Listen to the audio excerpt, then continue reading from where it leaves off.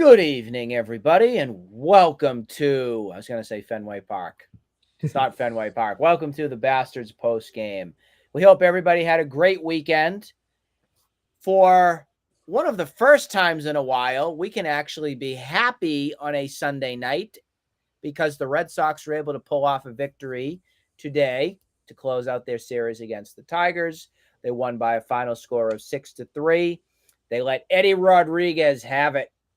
And the Red Sox offense woke up a little bit and actually got the best of Eddie Rodriguez. You were able to get a pretty decent start out of Kutter Crawford. Much like Brendan said yesterday, if you can keep it to 4, close to 5, that's great. And then get it pivoted over to our bullpen to hold it down. They were thankfully able to do that, and it allowed the Red Sox to take 2 of 3 from the Tigers. I was hoping for a sweep. Is this worst case scenario? No. We're still right at that point where we'll take every win as we can get. It would have been great to sweep, but we'll take 2 out of 3. And now you move over to the capital of the United States of America, Washington, to face the Nationals for Tuesday, Wednesday, Thursday.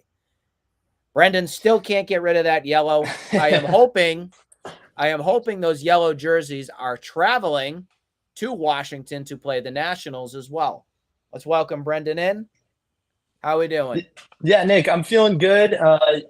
Definitely wasn't worst case. You take 2 out of 3. And as I said last night with Kutter Crawford, his command on his 4-seamer is the most important thing. His location with it. That way he can put guys away with his cutter. And if he has command and location on his fastball, that is huge for early in the counts. And you got to see him get almost 5 innings, but 4 2/3, and then you roll out the squad with you had Winkowski pitch awesome tonight. Martin was a little shaky, but Jansen at the end closing it. That was the A team pretty much. I mean, they put Bernardino in as well. He did great, but they held off on Schreiber today, probably saving him for this series coming up. And that's the big thing with Kutter Crawford is he doesn't have to pitch you 6 innings. He just has to get you 4 2/3, really, or maybe 5. And then you have that stacked bullpen. And now we're seeing the depth unfold with this bullpen between the A team and the B team.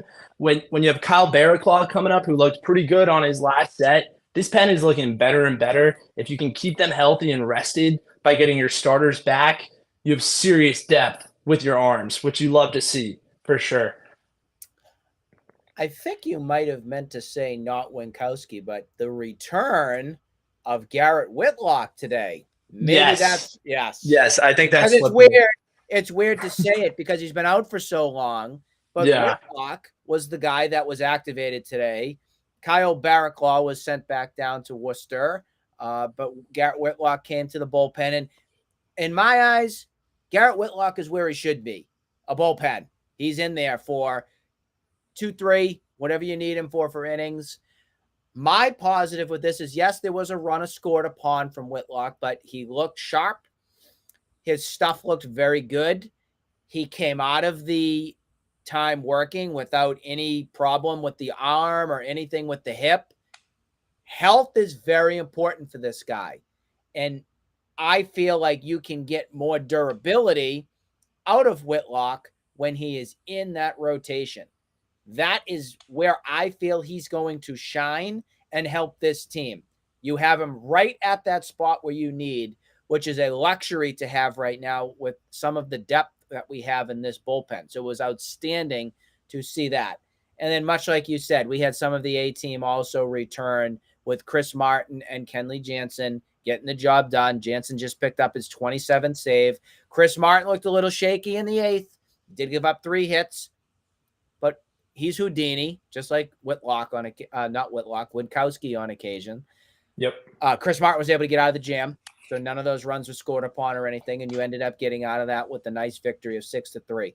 I want to talk about the offense because the offense woke up a little bit today. It's been very sleepy for probably about 2 weeks now, dating back to the Braves series back at Fenway. You got great contribution from Adam Duvall with a boom shot out to left field. That's my new phrase now. Boom. I like shot. it. Taking that wall down out there. The thing was a missile. Yeah. And then, you want to go to Storyland?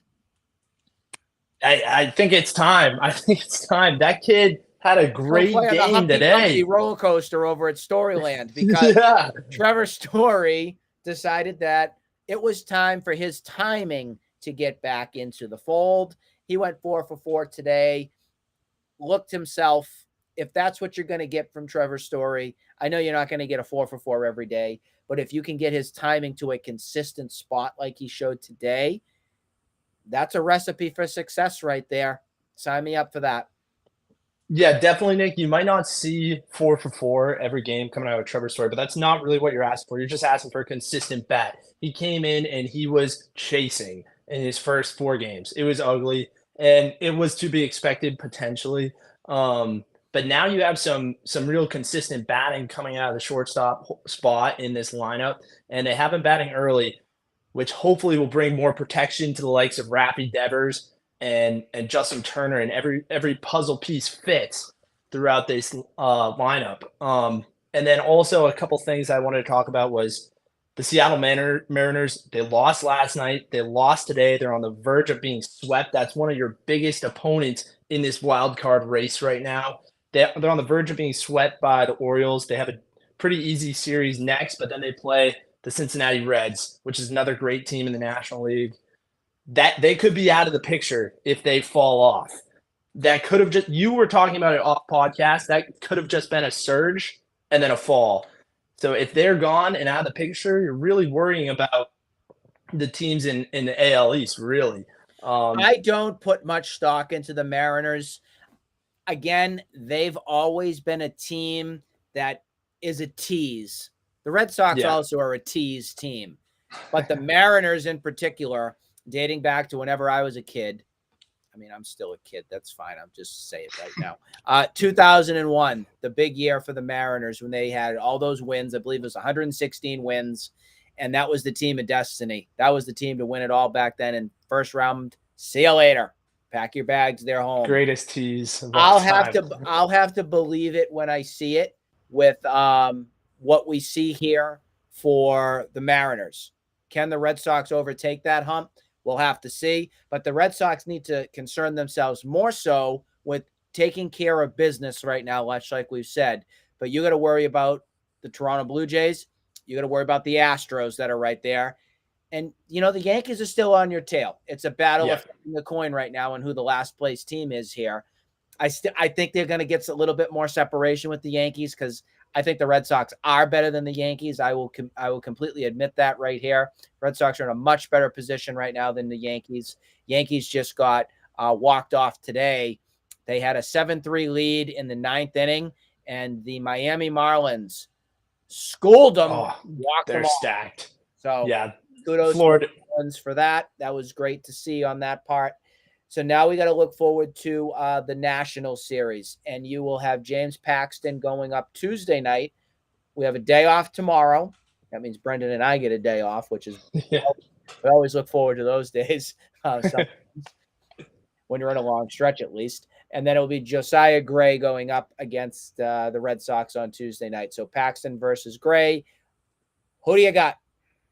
It's business. It's time to take care of business for the Red Sox. This business trip is not over yet. We're looking to sweep the Washington Nationals. They're a bottom team in the NL East right now. That division isn't even crazy good. Everyone's bottoming out except for Miami, Miami and Atlanta. But that's like the bottom of the barrel there. You got to take care of Washington. Paxton, he abuses poor hitters. He gets ahead in the count super well and punches guys out. So I'm looking forward to that. I think after that we have Sale coming up as well. And that's a big game for Sale. You want to see him string up a few good starts together. I want him 5 innings at least for Wednesday night. I want him 5. I'd like to see 5 coming out of Sale for sure. And another set of 7 strikeouts. That'd be great, you know? So I'm hoping they end up sweeping Washington, and then we move on because we got tough series coming up, and we close up some Yankees ground on and this Astros. 3 games back. Yeah, we'll 3 games back. We'll have to see what happens over this stretch here with the Nationals. We will be back with you Tuesday to talk more about what happens in that game? We'll look forward to it. We hope you all have a great rest of your weekend.